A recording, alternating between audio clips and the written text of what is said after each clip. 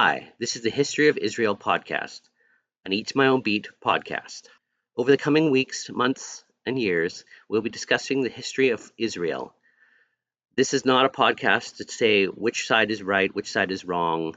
It's not a podcast to talk about the war which is happening in Palestine.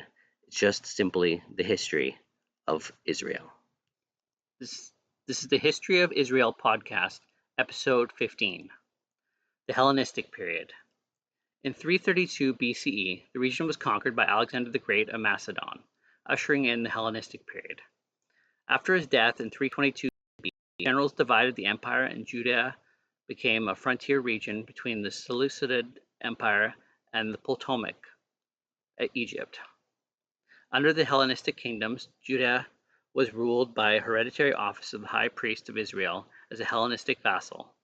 At the same time, Hellenism gradually spread to varied degrees on all sides of the region through a variety of contacts, but especially as a result of the development of commerce and the arrival of the Greek settlers.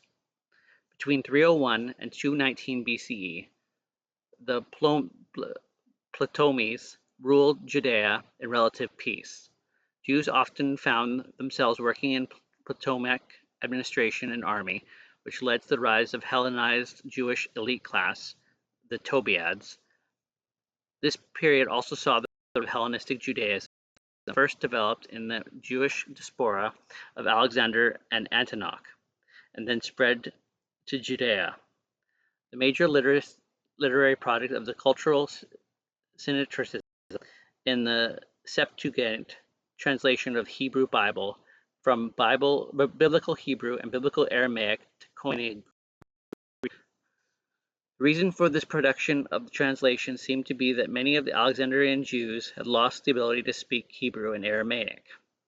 At the turn of the 2nd century BCE, a successful military campaign in Kole, Syria, led by the Seleucid Antonosius III, finally brought the region into the Seleucid Empire, with Jerusalem falling under its control in 198 BCE.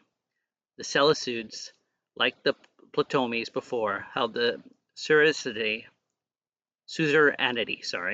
over Judea, to respect the Jewish culture and protect Jewish institutions. The policy was drastically reversed by Antoninus IV, possibly to dispute over leadership of the temple in Jerusalem and the high priest of a revolt whose nature was lost to time.